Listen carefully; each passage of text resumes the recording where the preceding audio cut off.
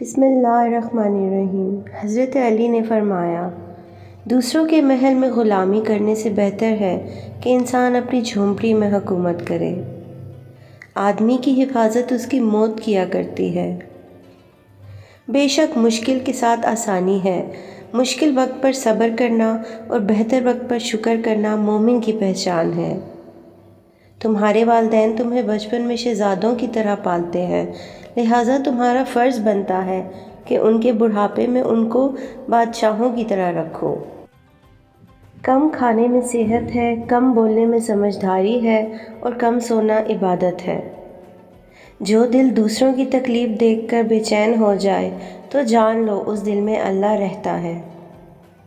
صرف دو لوگ مقدر والے ہوتے ہیں، ایک وہ جنہیں وفادار دوست ملتا ہے اور دوسرا وہ جن کے پاس ماں کی دعائیں ہوتی ہیں۔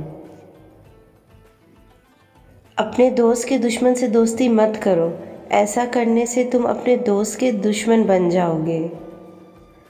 حضرت علی سے پوچھا گیا، کیسے پتہ چلتا ہے کہ کون زیادہ قیمتی ہے؟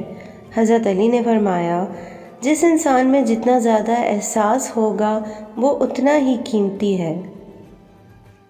خوشی انسان کو اتنا نہیں سکھاتی جتنا غم سکھاتے ہیں۔ دنیا والے ایسے سواروں کی مانند ہیں جو سو رہے ہیں اور سفر جاری ہے۔ یہ دنیا بھی کتنی عجیب ہے، ایماندار کو بے وقوف، بے ایمان کو عقل مند اور بے حیا کو خوبصورت کہتی ہے۔ خوبصورت چہرہ بھی بوڑھا ہو جاتا ہے، پرکشش جسم بھی ایک دن ڈھل جاتا ہے، لیکن ایک اچھا انسان ہمیشہ اچھا انسان ہی رہتا ہے۔ دکھ میں کبھی بھی پچھتاوے کے آنسو نہ بہاؤ، کیونکہ تم وہ خوش نصیب ہو جس کو اللہ نے آزمائش کے قابل سمجھا ہے۔ جس آدمی کی زبان خراب ہوتی ہے اس کا نصیب بھی خراب ہو جاتا ہے۔ حسد نہ کرنے سے بدن تندرست رہتا ہے۔ تمہارا ایک رب ہے، پھر بھی تم اسے یاد نہیں کرتے، لیکن اس کے کتنے بندے ہیں، پھر بھی وہ تمہیں نہیں بھولتا۔ انسان کی تمام پریشانیاں دو باتوں کی وجہ سے ہے، تقدیر سے زیادہ چاہنا اور وقت سے پہلے چاہنا۔ برے انسان کی صحبت سے پرہیز کرو، کیونکہ وہ تلوار کی طرح ہے، دیکھنے میں خوبصورت اور اثر میں خطرناک۔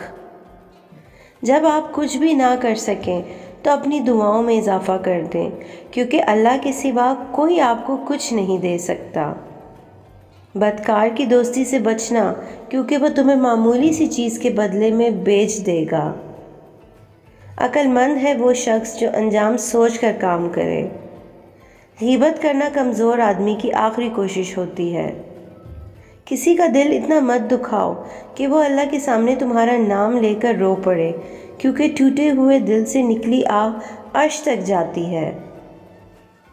ایسا بہت کم ہوتا ہے کہ جلد بازی کرنے والا انسان نقصان نہ اٹھائے، اور ایسا ہو ہی نہیں سکتا کہ صبر کرنے والا ناکام ہو جائے۔